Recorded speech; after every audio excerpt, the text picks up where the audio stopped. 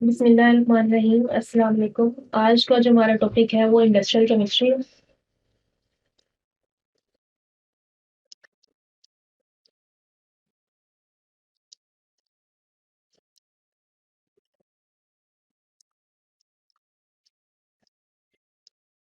Industrial chemistry हमारे पास chemistry की ऐसी ब्रांच है जिसके अंदर हम क्या करते हैं, डिफरेंट तरह के प्रोडक्ट्स बनाते हैं, केमिकल कंपाउंड्स प्रिपेयर करते हैं।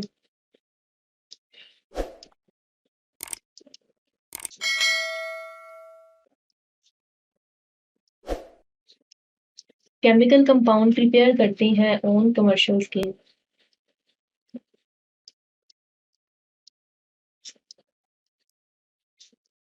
कमर्शियल स्केल का मतलब क्या है, हम सिंपल एक हम चीज़ है कोई भी वो हम नॉर्मली बनाते हैं। फॉर एग्जांपल हम घर में खाना बना रहे हैं तो वो क्या होता है कि वो चीज़ क्या होती है, सिर्फ हम घर वाले क्या करते हैं खाते हैं।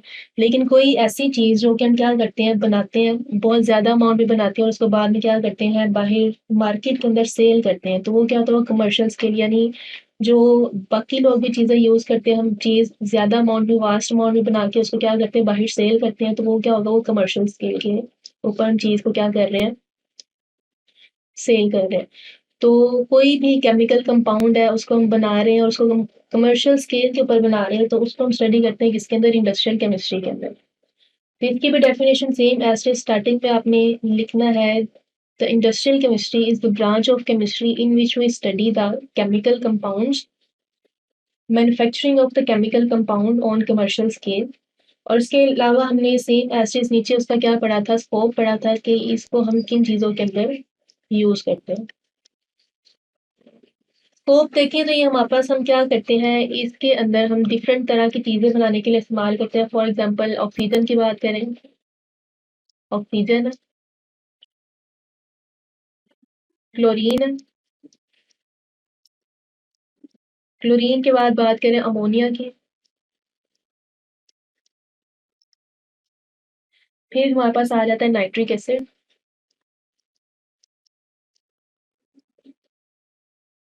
Sulphuric acid.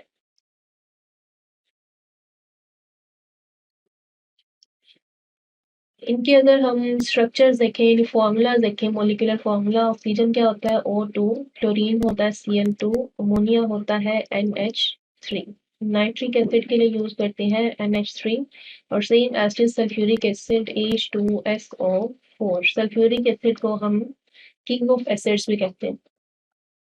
ये कंपाउंड्स है, इनकी हम जो स्टडी है वो किसके अंदर करते हैं, जो इंडस्ट्रियल केमिस्ट्री है। अब सेम एसिड ये कंपाउंड्स है, इनको हम और कंपाउंड्स बनाने के लिए क्या करते हैं, यूज करते हैं। फॉर एग्जांपल वो कंपाउंड्स कौन से हैं, यानी ये कंपाउंड्स हम as a raw material use करते हैं। रॉ मटेरियल यानी दूसरे कंपाउंड्स को प्रिपेयर करने के लिए ये वाले केमिकल्स क्या किए जाते हैं, इस्तेमाल किए जाते हैं।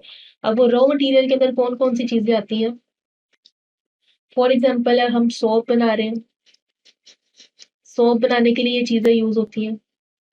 Same as it is textile के अंदर चीजें यूज होती हैं ये। अब टेक्सटाइल क्या होती है,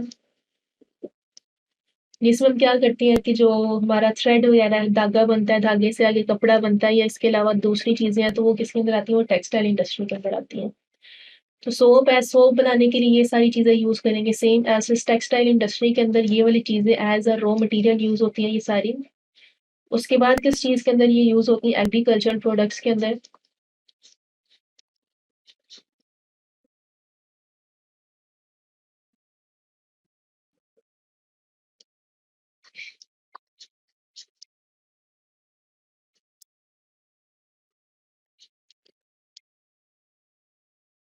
पेंट्स हैं, या उसके अलावा अगर हम देखें तो पेपर।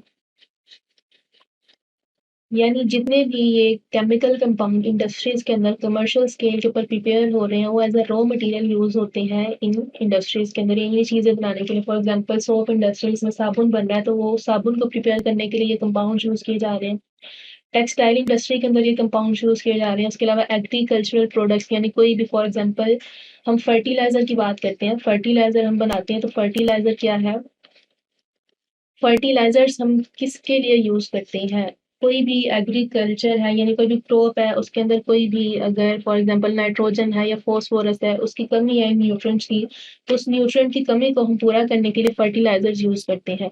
तो ये हमारे पास क्या है, फर्टिलाइजर्स हैं, इनको बनाने के लिए हम क्या यूज़ करते हैं, ये वाले कंपाउंड्स यूज़ करते हैं। तो सेम एज पेंट्स है, जो घरों में हम पेंट करवाते हैं, वो पेंट बनाने के लिए भी ये कंपाउंड्स यूज़ किए जाते हैं। इसके अलावा जो हमारे पेपर हम यूज़ करते हैं, वो पेपर बनाने के लिए भी ये कंपाउंड्स यूज़ किए जाते हैं। Nuclear chemistry. न्यूक्लियर केमिस्ट्री हमारे पास केमिस्ट्री की ऐसी ब्रांच है जिसके अंदर हम कौन सी चीज़ों को स्टडी करते हैं। फर्स्ट वन है रेडियो एक्टिविटी।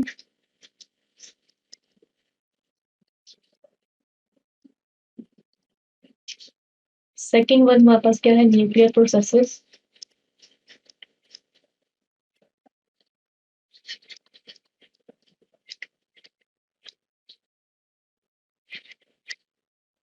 और उसके अलावा क्या है, इनकी प्रॉपर्टीज।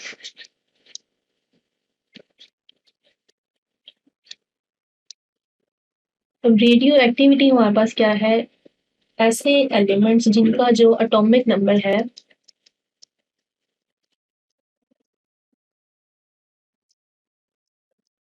82 से ज्यादा होता है, ऐसे एलिमेंट्स हमारे पास क्या होते हैं, अनस्टेबल होते हैं। ऐसे एलिमेंट्स हम क्या कहते हैं, अनस्टेबल।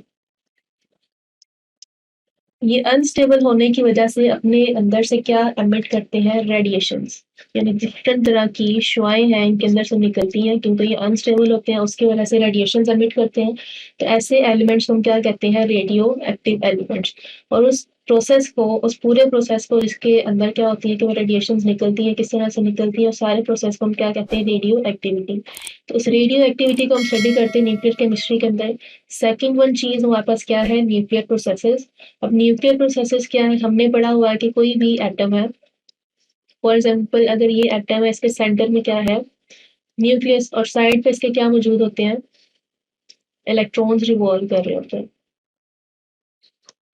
तो न्यूक्लियर प्रोसेसेस क्या होते हैं, जब कोई भी एटम है उसका न्यूक्लियस या तो टूटता है, या जिसमें क्या होता है, दो एटम्स के न्यूक्लियस मिलते हैं, तो उसके अंदर क्या होती है, डिफरेंट तरह की एनर्जी या तो एमिट होती है, यानी या तो खारिज होती है, या उनको एनर्जी रिक्वायर होती है फ्यूज होने के लिए या टूटने के लिए। तो ऐसे प्रोसेसेस को हम क्या कहते हैं, न्यूक्लियर प्रोसेसेस। फॉर एग्जाम्पल इसके अंदर दो तरह के प्रोसेसेस आएंगे। एक में क्या होगा कि जो न्यूक्लियस है उसकी ब्रेक डाउन होती है, और दूसरे में क्या होता है, दो न्यूक्लियस क्या करते हैं, आपस में फ्यूज होते हैं। जिसमें ब्रेक डाउन होती है उसको हम क्या कहते हैं, न्यूक्लियर फिशन। और जिसके अंदर दो एटम के न्यूक्लियस आपस में कंबाइन होते हैं उसको हम क्या कहते हैं, न्यूक्लियर फ्यूजन। तो ये सारे जितने भी प्रोसेसेस हैं, न्यूक्लियस कोई टूट रहा है, ये दो एटम्स के न्यूक्लियस आपस में कंबाइन हो रहे हैं, वो वापस किसके अंदर आते हैं, न्यूक्लियर प्रोसेसेस। और ये न्यूक्लियर प्रोसेसेस हम किसके अंदर स्टडी करते हैं, न्यूक्लियर केमिस्ट्री के अंदर। नेक्स्ट वन अगर हम बात करें तो प्रॉपर्टीज की बात है। प्रॉपर्टीज में क्या आता है कि हमने पढ़ा कि डिफरेंट तरह की रेडिएशन एमिट होती हैं, न्यूक्लियस टूटता भी है तब भी, या कोई रेडियो एक्टिव एलिमेंट है उसके अंदर से भी रेडिएशन है। रेडिएशन कौन कौन सी हम पढ़ते हैं, वो कौन सी है, अल्फा है, बीटा होती है, या उसके अलावा क्या है, अल्फा, बीटा और गामा। अब इनकी प्रॉपर्टीज में क्या आ जाएगा कि इनकी पेनिट्रेशन की एबिलिटी कितनी है, कि किस हद तक, ये किस रेंज तक क्या कर सकते हैं, किसी चीज के अंदर पेनिट्रेट कर जाती है। इनकी पेनिट्रेटिंग एबिलिटी क्या है, या उसके अलावा हम देखते हैं कि जो अल्फा है, बीटा है या गैमा है, इनके ऊपर चार्ज क्या होता है, या इनका मैस क्या होता है। इसके अलावा और भी डिफरेंट चीजें क्या करते हैं, इनके बारे में पढ़ते हैं। तो सिंपल रेडियो एक्टिविटी जिसके अंदर एटॉमिक नंबर 82 से ज्यादा हो, वो रेडिएशन एमिट करते हैं। तो ऐसे प्रोसेस को, रेडियो एक्टिविटी को हम न्यूक्लियर केमिस्ट्री के अंदर पढ़ेंगे। सेम एज न्यूक्लियर प्रोसेसेस, कोई भी एटम है उसका न्यूक्लियस जब टूटता है, या कोई भी दो एटम है उनका न्यूक्लियस जब क्या करता है, आपस में फ्यूज करता है, तो ऐसे प्रोसेसेस को हम स्टडी करते हैं न्यूक्लियर केमिस्ट्री के अंदर। सेम ऐसे इस प्रॉपर्टीज के अंदर आ जाएगा कि रेडिएशन है, अल्फा है, बीटा है या गैमा है, इनके चार्ज क्या होता है, मैस क्या होता है, या इनकी पेनिट्रेशन एबिलिटी है। इस तरह की इनकी जो चीजें हैं वो हम स्टडी करते हैं किसके अंदर, न्यूक्लियर केमिस्ट्री के अंदर। अब नीचे इसका वापस क्या है देखते हैं बाद में, कि इसका स्कोप क्या है, कि एप्लीकेशन इसको हम यूज कहाँ पे करते हैं। स्कोप इसका ये है कि हम इसको यूज करते हैं रेडियो थेरेपी के लिए। किसके लिए, रेडियो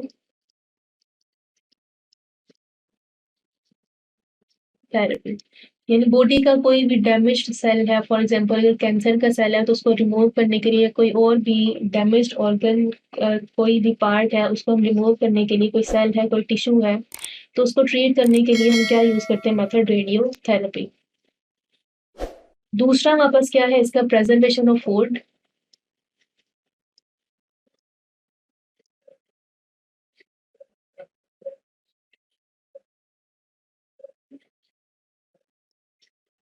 प्रेजर्वेशन ऑफ फूड में क्या आता है कि जो हम मार्केट से हमें प्रिजर्व्ड यानी चीज़ें मिलती हैं, जो बेकरी प्रोडक्ट्स है, फॉर एग्जांपल कि ब्रेड है वो काफ़ी देर से बनी हुई पड़ी हुई होती है, उसके ऊपर क्या है मैन्युफैक्चरिंग की डेट लिखी हुई होती है और उसने कब एक्सपायर होना है, वो सारी चीज़ें क्या होती हैं उसके ऊपर डिटेल में मेंशन की होती हैं। तो प्रिजर्व फूड क्या होता है, जो हमें मार्केट के अंदर अवेलेबल होता है, जो काफ़ी देर तक क्या हुआ स्टोर किया हुआ होता है ताकि वो हम बाद में क्या कर लें, उसको यूज़ कर लें। तो ऐसे फूड को प्रिजर्व करने के लिए हम क्या यूज़ करते हैं, रेडिएशंस यूज़ करते हैं और इस प्रोसेस को हम यूज़ करते हैं जिसके अंदर न्यूक्लियर केमिस्ट्री के अंदर इसकी क्या की जाती है, स्टडी की जाती है। नेक्स्ट वन क्या है कि इसके थ्रू हम क्या करते हैं, इलेक्ट्रिकल एनर्जी जनरेट करते हैं। Electrical power.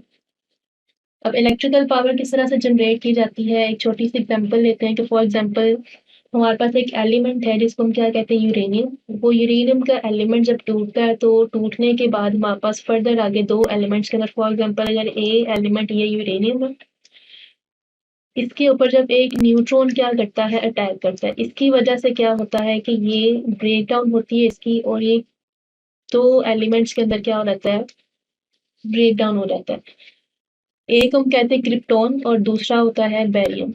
उसके अलावा इसके अंदर से फर्दर 3 न्यूट्रॉन्स क्या होते हैं, एमिट होते हैं और इसके साथ हमारे पास लार्ज नंबर ऑफ एनर्जी निकलती है, यानी बहुत ज़्यादा अमाउंट में एनर्जी निकलती है और इस एनर्जी को फिर हम क्या करते हैं, वाटर है, वाटर को हीट करते हैं, हीट करने से क्या किया जाता है, फिर आगे स्टीम बनती है, स्टीम से आगे जो टरबाइन घूमते हैं तो आगे फर्दर जनरेटर चलते हैं और जनरेटर चलते हैं तो हमारे पास क्या होती है, इलेक्ट्रिसिटी इस तरह से पैदा की जाती है। तो ये हमारे पास क्या है कि जो इलेक्ट्रिकल पावर है इसके अंदर हम क्या है, ये न्यूक्लियर केमिस्ट्री के अंदर क्या किया जाता है, इसको स्टडी किया जाता है कि किस तरह से हम क्या करते हैं, न्यूक्लियर प्रोसेसेस को इस्तेमाल करते हुए एनर्जी गेन करते हैं और एनर्जी गेन करके हम इलेक्ट्रिकल पावर क्या करते हैं, प्रोड्यूस करते हैं।